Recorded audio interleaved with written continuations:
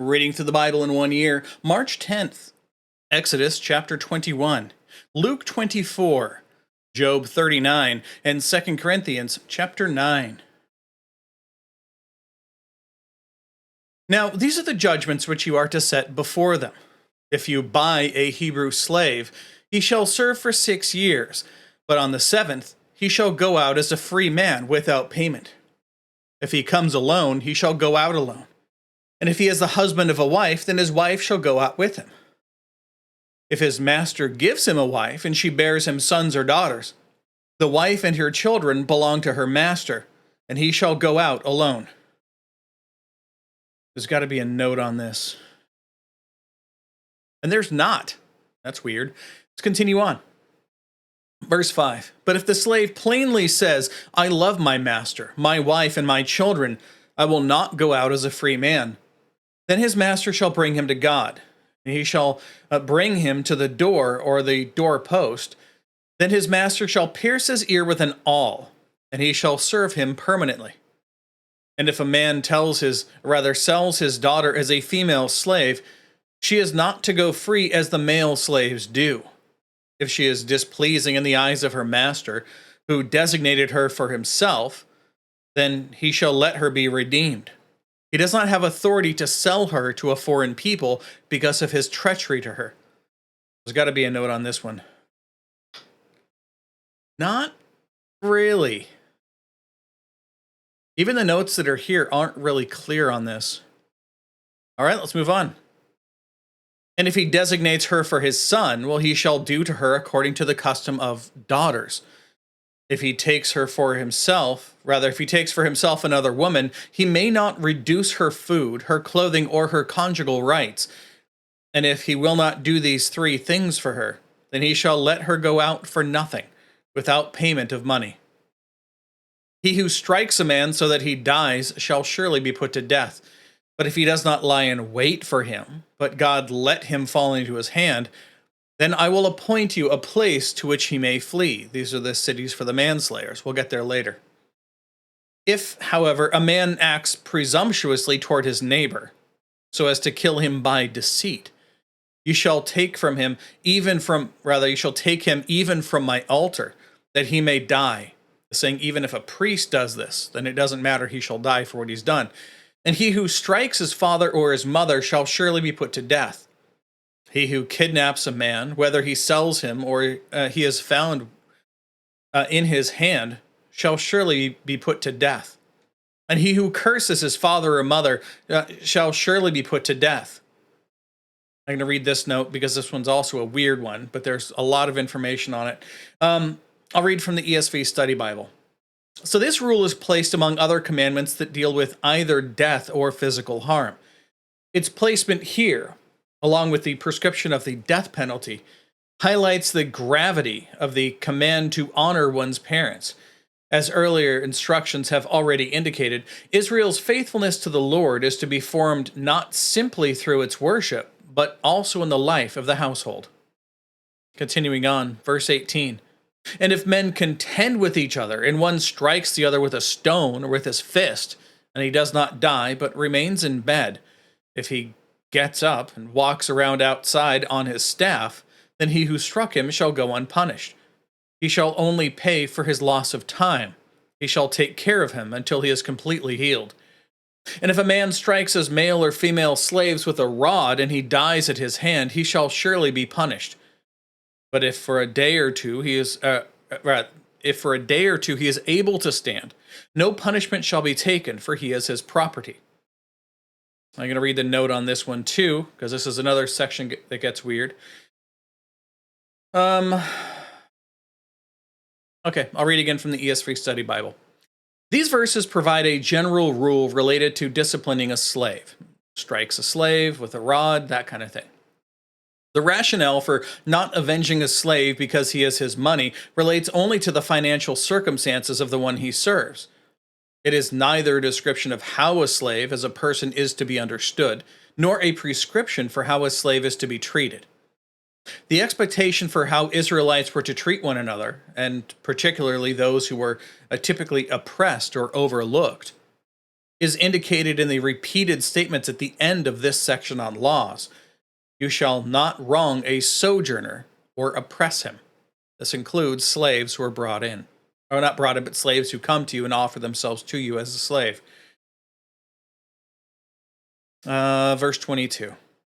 And if men struggle with each other and strike a woman with child so that she gives birth prematurely, yet there is no injury, he shall surely be fined as the woman's husband will set for him, and he shall pay as the judges decide. But if there is any further injury, then you shall pay life for life, eye for eye, tooth for tooth, hand for hand, and foot for foot, burn for burn, bruise for bruise, and wound for wound. And if a man strikes the eye of his male or female slave and ruins it, he shall let him go free on account of his eye. And if he knocks the tooth out of his male or female slave, he shall let him go free on account of his tooth.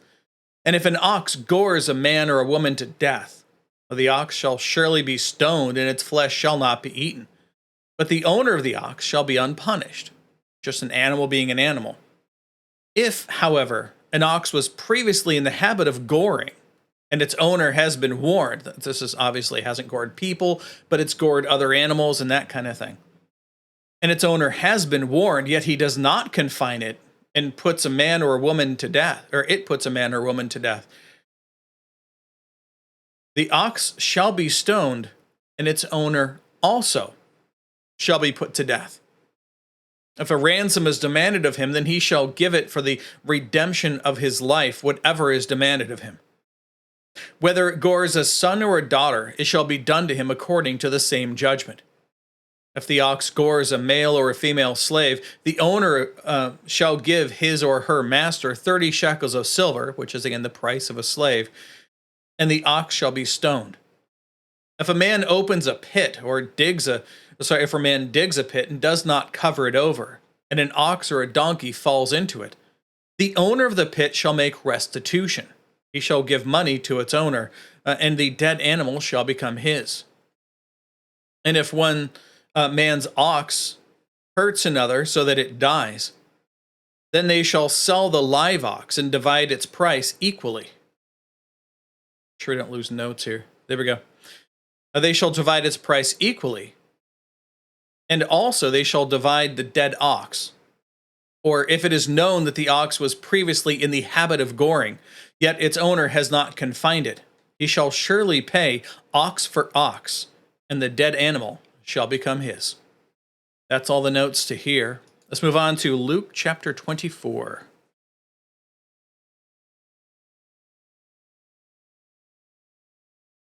Now, on the first day of the week, which is again Sunday, early at dawn, they came to the tomb bringing the spices which they had prepared. And they found the stone rolled away from the tomb. But when they entered, they did not find the body of Jesus, of the Lord Jesus. And it happened while they were perplexed about this, behold, 2 men suddenly stood near them in dazzling clothing. And when the women were terrified and bowed their faces to the ground, the men said to them, "Why do you seek the living one among the dead? He is not here, but he has risen. Remember how he spoke to you while he was still in Galilee, saying that the Son of Man must be delivered into the hands of sinful men and crucified, and on the 3rd day rise again." And they remembered his words. And when they returned from the tomb, they reported all these things to the 11 and to all the rest.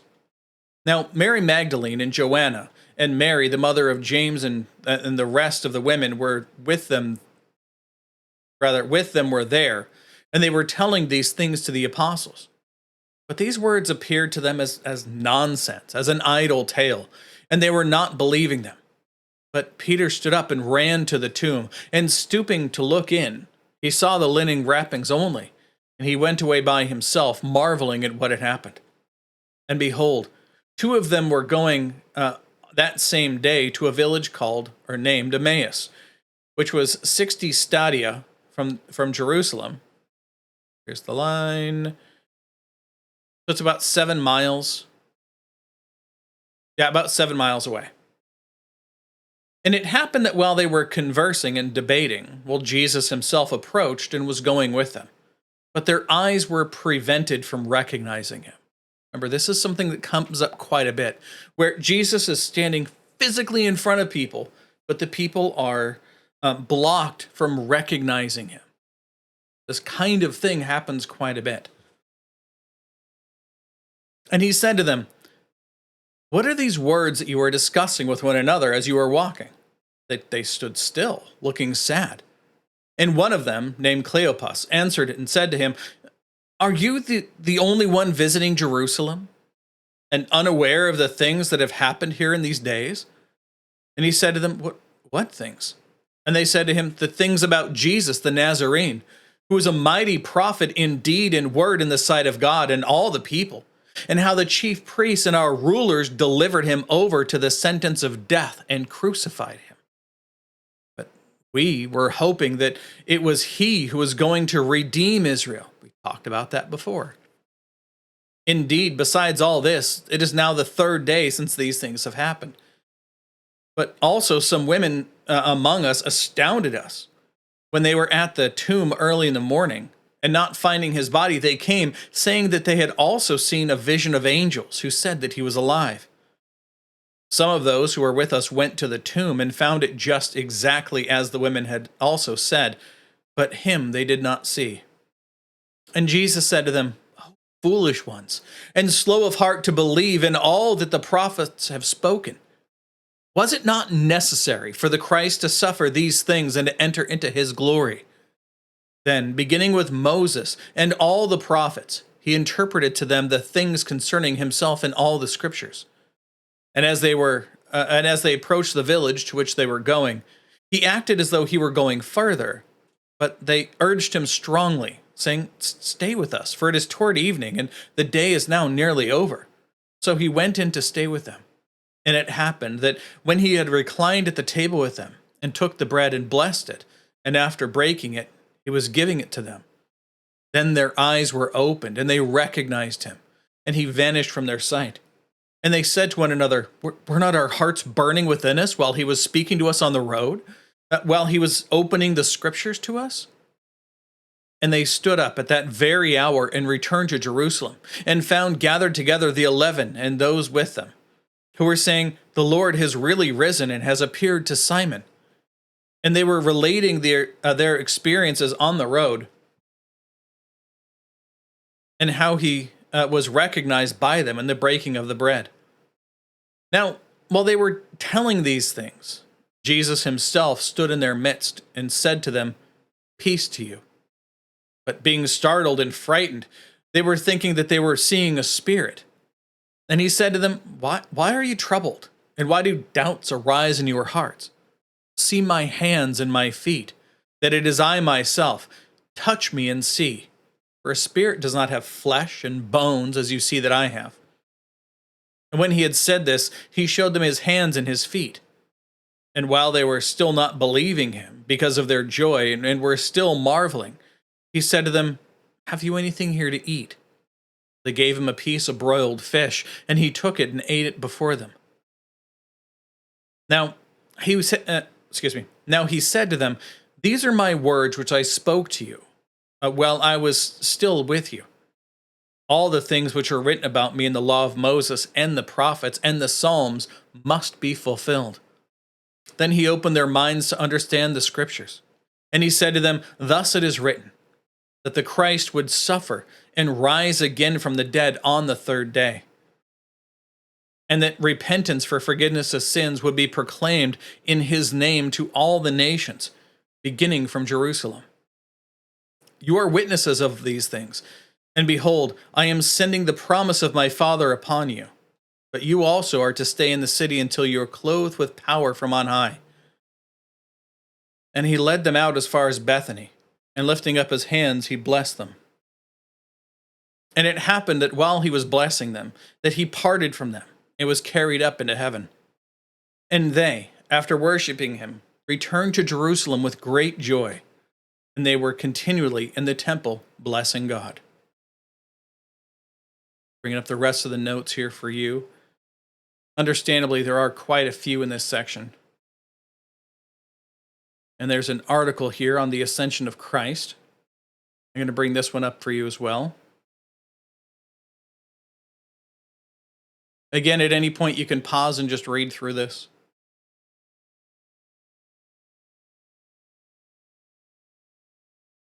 It's funny, anytime you see these like dotted lines underneath stuff or underneath text in Logos, this is a section that somebody has underlined.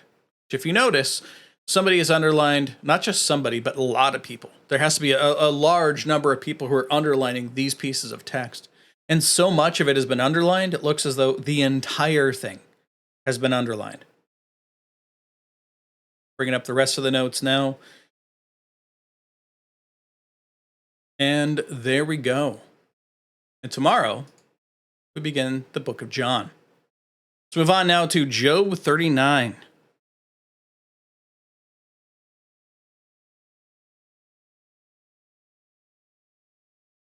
God now continues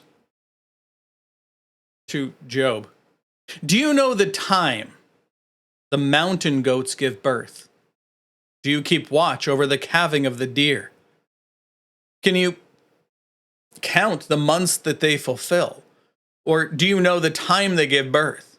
They kneel down, they bring forth their young, and they send out their labor pains. Their children become strong. They grow up in the open field, and they leave and do not return to them. Who set the wild donkey free, and who loosed the bonds of the swift donkey? From whom I have set the desert plain as a home, and the salt land as his dwelling place. He laughs at the tumult of the city, the shoutings of the driver he does not hear. He explores the mountains for his pasture, and searches after every green thing. After every green thing. Will the wild ox consent to serve you? Or will he spend the night at your manger? Can you bind the wild ox in a furrow with ropes? Or will he harrow the valleys after you? Will you trust him because his power is great, and leave your labor to him? Will you believe him that he will return your seed of grain and gather it from your threshing floor? The ostrich's wings flap joyously, but are they the pinion and plumage of a stork? For she leaves her eggs to the earth and warms them in the dust, and she forgets that a foot may crush them, or that a beast of the field may trample them. She treats her children cruelly, as if they were not hers. Though her labor be empty, she is without dread, because God has made her forget wisdom. That's a kind way to put that. And has not given her a share of understanding. When she raises herself up high, she laughs at the horse and his rider. Do you give the horse his might? Do you clothe his neck with a mane? Do you make him leap like the locust? His splendid snorting is terrible. He paws in the valley and rejoices in his power. He goes out to meet the weapons. He laughs at dread and is not dismayed. And he does not turn back from the sword. The quiver rattles against him, the flashing spear and javelin. With shaking and rage, he races over the ground, and he does not stand still at the sound of the trumpet. As often as the trumpet sounds, he says, "Aha!" And he scents the battle from afar, and the thunder of the commanders, and the shout of war. Is it by your understanding that the hawk soars, stretching its wings toward the south? Is it at your command that the eagle goes on high and raises his nest high? On the cliff he dwells and lodges, upon the rocky crag a fortress. From there he spies out food. His eyes see it from afar. His young ones also suck up blood, and where the slain are, there is he. Move on now to 2 Corinthians chapter 9.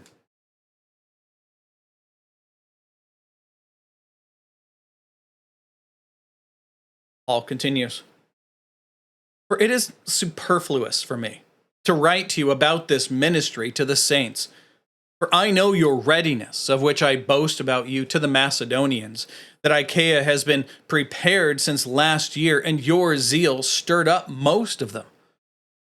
But I have sent the brothers in order that our boasting about you may not be made empty in this case, so that, as I was saying, you may be prepared, lest if any Macedonians come with me and find you unprepared, we, not to speak of you, be put to shame in this certainty of ours. So I regarded it necessary to encourage the brothers that they would go on ahead to you and arrange beforehand your previously promised blessing, so that the same would be ready as a blessing and not as a begrudging obligation. Now, this I say, he who sows sparingly will also reap sparingly, and he who sows with blessing will also reap with blessing. Each one must do just as he has purposed in his heart, not grudgingly or under compulsion, for God loves a cheerful giver. And God is able to make,